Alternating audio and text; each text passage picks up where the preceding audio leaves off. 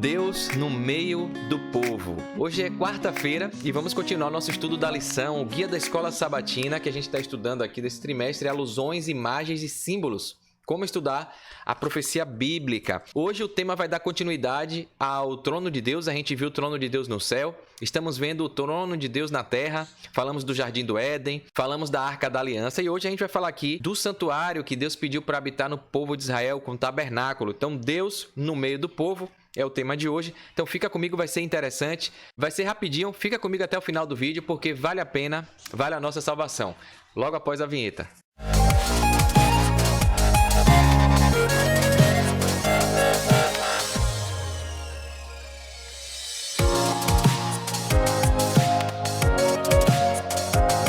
Então vamos lá, né? Compartilhando a tela, como eu sempre gosto de fazer aqui. Professor Gilberto Brasiliano traz uma introdução legal. Então, quarta-feira, Deus no meio do seu povo, 14 de maio, e a gente está estudando durante a semana o tema de fundamentos proféticos, tá bom? Então a gente vai dar aqui uma entrada aqui com o que o professor Gilberto Brasiliano faz no Lição Fácil.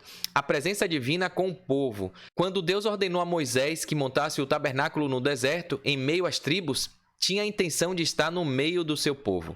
O tabernáculo servia para os sacrifícios que eram feitos pelos sacerdotes e pelas pessoas que traziam suas ofertas vivas, né? Tinham ali os cordeiros, o novilho ou as pombas, até cereais, frutas, às vezes dependendo qual era o objetivo, né? Esses sacrifícios, ofertas, eram para serem oferecidos para perdão dos pecados. Quando o povo voltava a caminhar, era preciso desmontar todo o acampamento, guardar as coisas e se movimentar na direção ordenada por Deus. O tabernáculo também devia ser desmontado e levado como bagagem nas viagens. No local escolhido para o novo acampamento, o tabernáculo deveria ser montado outra vez e as tribos deveriam acampar em redor, mas seguindo a ordem estabelecida por Deus. Então aqui a gente vê Deus mostrando como deveria ser feito tudo, toda adoração, né? Quando caminhar. Então o povo era regido, direcionado, governado, guiado por Deus. Aqui a gente vai ver aqui na lição que começa aqui, ó, guiados pela presença de Deus que se manifestava na nuvem, os israelitas deveriam parar em sua jornada para a terra prometida e armar o tabernáculo, de modo que as tribos montassem seus acampamentos ao redor deles. 3 tribos de cada lado, eram 12, né? Quadrado, 4 vezes 3, 12. A presença, então, ficava ali 3 tribos de cada lado, norte, sul, leste e oeste.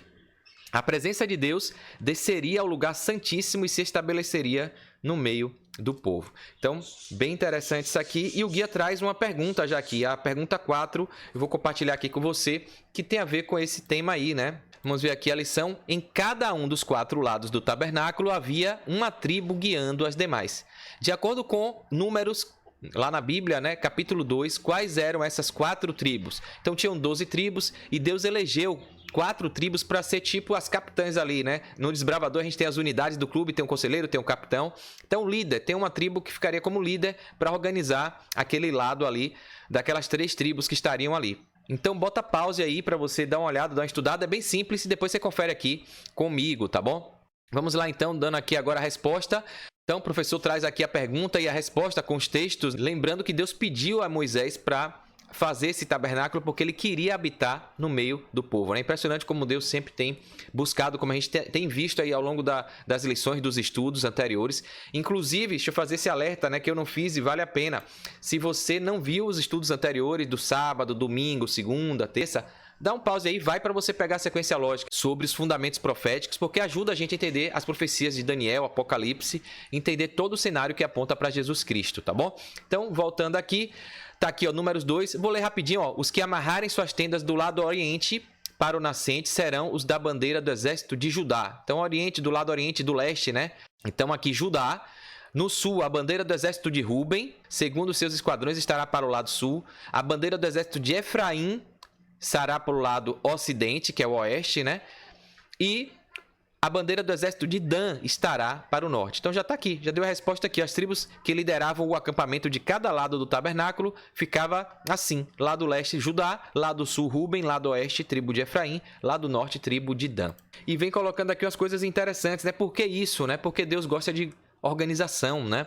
Tudo que Deus faz tem um propósito. E aqui o autor do guia de estudo traz umas curiosidades bem interessantes para a gente, vale a pena falar com você. Ó. Observe que cada uma dessas 4 tribos dominantes, ou seja, eram as líderes, hasteava seu próprio estandarte para designar quem era, né? Qual era a tribo que estava ali. E aqui ele deixa uma observação, ó, que embora as escrituras não descrevam o que havia em cada bandeira, em cada estandarte, existe uma tradição interessante judaica que usa como base Gênesis 49 e Deuteronômio 33 e que atribui os 4 rostos da visão que a gente estudou em Ezequiel ontem aí, né, nos estudos passados, representa cada um dos pontos cardeais, né? Então, em cada estandarte tinha um rosto daqueles querubins que a gente viu ali, né? Que tinham 4 rostos. De acordo com a tradição rabínica judaica, o estandarte de Judá tinha a figura de um leão, que era leão da tribo de Judá, né? Então, leão. O de Ruben, a semelhança de um homem, era uma cabeça de um homem, estava na bandeira, no estandarte. O de Efraim, a figura de um boi. E o de Dan, a imagem de uma águia. Assim, os 4 seres viventes descritos por Ezequiel eram representados nesses 4 estandartes. Isso está no comentário do Velho Testamento de Hendrickson, em 2011, na página 660. E é interessante porque a gente vê que Deus, a gente viu onde tem querubins, né? Tinha ali a arca, tinha os querubins em cima. E essa interpretação é tida como se os querubins estivessem ali representados pelos estandartes, né? Guardando os 4 lados ali do tabernáculo, né? Do acampamento. Né? Mas aqui o guia continua, o autor falando, ó, não podemos confiar 100% nessa tradição, mas é bastante interessante para compará-la com as descrições bíblicas da Nova Jerusalém. Vemos um padrão instigante. Há portões representando 3 tribos em todos os 4 lados da cidade. Isso está em Apocalipse 21, 12 e 13. Então a gente vê como Deus sempre faz o tipo e o antítipo, né? A sombra representando a realidade. Então ele veio aqui, o Jardim do Éden representando o trono dele lá no céu. Depois ele veio e traz aqui a Arca da Aliança representando também. E aí vem o tabernáculo, o santuário que ele pede para construir representando o céu, né? Então tudo isso demonstra como Deus quer habitar conosco e pede organização, ele diz como é que tem que ser, né? Não é do jeito que a gente quer, é do jeito que ele pede, né? O guia finaliza aqui dizendo: as descrições tanto do acampamento de Israel quanto da Nova Jerusalém ressaltam um fato crucial. Deus pretende atrair a humanidade para perto do seu trono.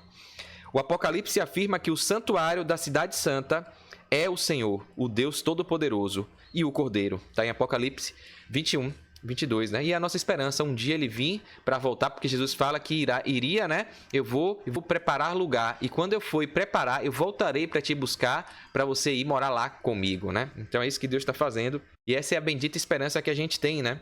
Aqui no auxiliar da lição, traz algumas coisas também que é bem interessante, ó. A gente viu, como eu falei aqui a gente está estudando aqui o trono de Deus na terra, né? Falamos do Jardim do Éden, falamos da Arca da Aliança. Hoje aqui o auxiliar fala de 2 lugares também que nesse momento do povo de Israel, Deus se estabelecia, né? Que é o Monte Sião. Quando Israel se estabeleceu em seu país, eles colocaram a Arca da Aliança no Templo de Jerusalém, no Monte Sião. O nome Sião foi então usado como sinônimo para lugar do trono de Deus. O assento do juízo, né? Do juiz. Está lá em Salmos 9:4, Isaías 16:5. Você pode olhar aí na sua Bíblia também. E aqui continua, ó, todas as noções precedentes sobre o trono de Deus são então transferidas para Sião, onde Deus habita e julga as nações. Está lá em Salmos 9:11 a 15. E aqui é interessante que essa linha de pensamento continua também no Novo Testamento, né? Que menciona que Cristo e os apóstolos se sentarão em tronos para julgar o mundo. Está em Mateus 19:28. Sião designará Nova Jerusalém no céu, onde a esperança bíblica de paz, amor e vida eterna será finalmente cumprida. Está em Apocalipse 21, versos de 1 a 4. E aqui, finalizando essa presença do trono de Deus, né? Do reinado dele aqui na terra, a gente viu aí, recapitulando, Jardim do Éden, Arca da Aliança, Monte Sião. Agora tem mais um lugar, e é o lugar mais perto, mais próximo que pode existir entre ele e a gente, que é no nosso corpo. O corpo como templo do Espírito Santo, nós mesmos, né? Em última análise, Deus habita entre seu povo, habita em nós, né? Nosso corpo é templo do Espírito. E aqui o autor coloca isso. A gente já tinha falado aqui no estudo anterior da palavra Shakhan, que quer dizer habitar, né? Para descrever a habitação de Deus entre seu povo no santuário. Lá em Êxodo 25 fala disso. Essa ideia a gente viu de Shekinah também, que não tem na Bíblia, mas é um derivativo da palavra Shakhan. E essa ideia de habitação de Deus era tão poderosa que produziu a palavra Mishkan, que quer dizer tabernáculo também, o próprio lugar no qual Deus habitaria. Esse mesmo verbo também se refere à nuvem que habitava ali quando o povo de Israel estava no deserto, né? Onde repousava Chacã no tabernáculo, em Êxodo 40:35. No Novo Testamento, essa noção também é estendida à pessoa cristã, incluindo o corpo. E aqui vem, será que vocês não sabem que o corpo de vocês é santuário do Espírito Santo? Então, aqui está dizendo que o santuário, o templo, é a mesma palavra original de Chacã, né? De Mishkan, de tabernáculo, que é onde Deus quer habitar. Então, que forte isso, né? Recapitulando, será que vocês não sabem que o corpo de vocês é santuário do Espírito Santo, que está em vocês e que vocês receberam de Deus e que vocês não pertencem a vocês mesmos? 1 Coríntios, capítulo 6, verso 19. Confere aí na sua Bíblia. Agora, pois, conclui o apóstolo Paulo, glorifiquem a Deus no corpo de vocês. 1 Coríntios 6, 20. Então, Deus sempre quer habitar, Ele nos criou, a imagem e semelhança dEle, soprou o fôlego de vida e disse que o nosso corpo é templo do Espírito Santo. Mas só é quando a gente permite, quando a gente aceita, né? E é assim que a gente glorifica. Quando o ser humano pecou, a gente perdeu essa capacidade de estar perto de Deus e aí a gente ficou afastado. Hoje a natureza pecaminosa afasta, mas Jesus veio para mostrar que tem como a gente restabelecer esse contato, né? E aí por isso que você precisa aceitar e demonstrar isso no amor, na obediência, né? A obediência, o estilo de vida, é a prova de que você aceitou a salvação, de que você coloca Deus como Redentor, Criador da sua vida. Então é assim que a gente vai entendendo a doutrina bíblica, diferente de muita gente que acha que uma vez salvo para sempre, não precisa obedecer nada, que a lei foi abolida, né? A gente vê as distorções que o inimigo vai colocando para as pessoas viverem do jeito que quer, conforme as suas próprias conveniências, né? Fazendo o que mais gosta e não o que Deus pede. A gente vai ver aqui no final Ellen White dando esse alerta, né? Aqui no final, Ellen White coloca nos comentários aqui, a construção do tabernáculo, do santuário que Deus pediu para Moisés ali o povo construir, né, no meio do acampamento, demorou aproximadamente meio ano, 6 meses, né? Quando ficou pronto, Moisés examinou todo o trabalho dos construtores, comparando com o modelo que tinha sido mostrado no monte e com as instruções que havia recebido de Deus. Viu que a tinham feito segundo o Senhor havia ordenado. Assim a fizeram. E Moisés ficou feliz e os abençoou. Êxodo 39, 43.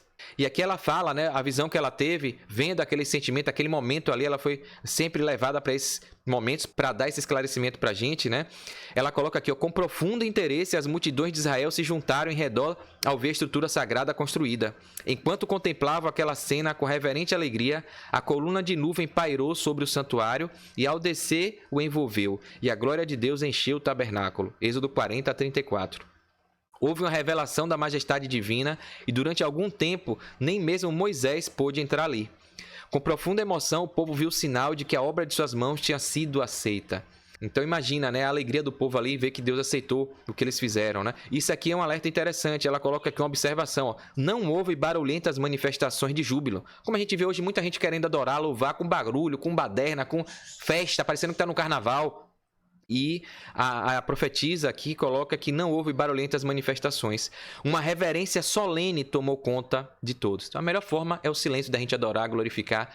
É a solenidade, é o respeito, né? Tá faltando muito a questão da reverência, né? E às vezes vem com a pífia justificativa de ser mais atrativo para o jovem, de tentar dar alegria, enfim. E às vezes a gente perde a reverência, fica uma coisa banal, né?